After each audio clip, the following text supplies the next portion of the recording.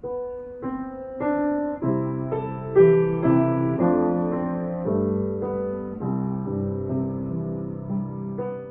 sejahtera saudara-saudara, kembali lagi bersama saya Diki di dalam program Renungan Harian. Tema kita pada hari ini diambil dari Titus 2 ayat 11-15 yang berjudul Harga Sebuah Keselamatan. Bunyinya seperti demikian.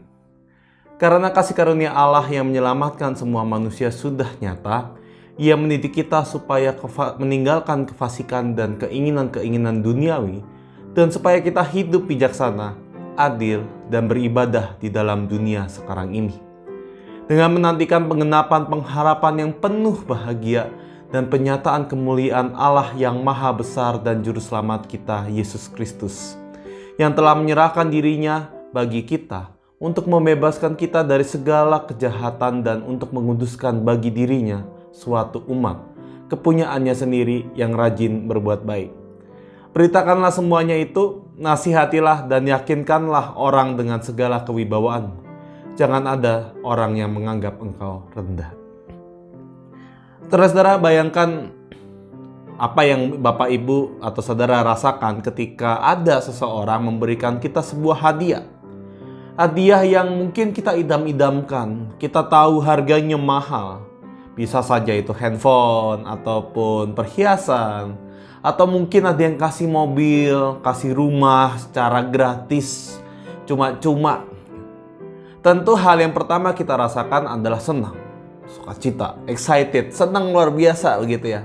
Dan mungkin juga kita merasa bersyukur, wah puji Tuhan, Tuhan memberikan hadiah yang baik melalui orang tersebut.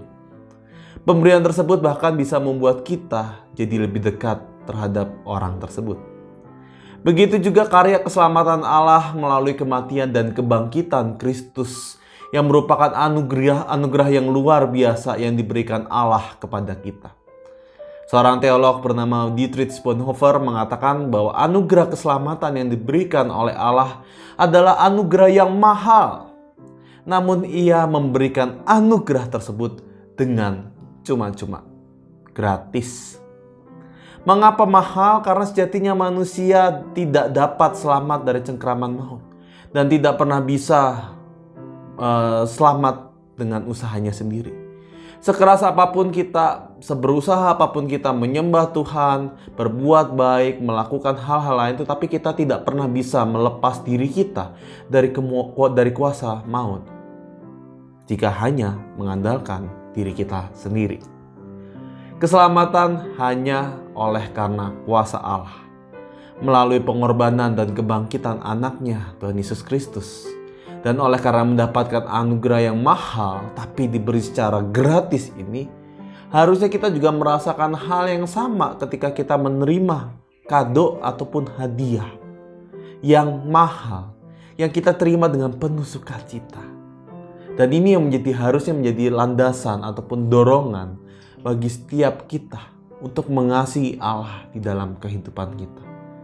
Karena apa yang diberikan secara cuma-cuma bukan berarti murahan, melainkan apa yang diberikan oleh Allah yang mahal itu tapi diberikan secara gratis, maka kita melihat bahwa anugerah yang mahal itu harusnya direspon dengan sikap hidup, dengan harga yang harus dibayar. Pertanyaannya adalah apakah kita merasakan sukacita yang sama ketika kita beroleh anugerah keselamatan tersebut? Maka jika kita merasakan sukacita akan anugerah yang diberikan cuma-cuma ini, seharusnya kita mau untuk mempunyai semangat hidup yang dituliskan oleh Paulus kepada Titus.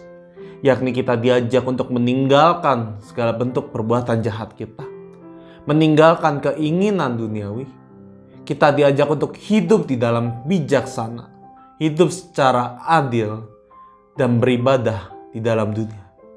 Sembari kita menantikan penggenapan akan janji Allah, janji yang akan mendatangkan ataupun ketika Yesus datang kembali di dunia ini. Amin. Saat teduh bagi kita semua.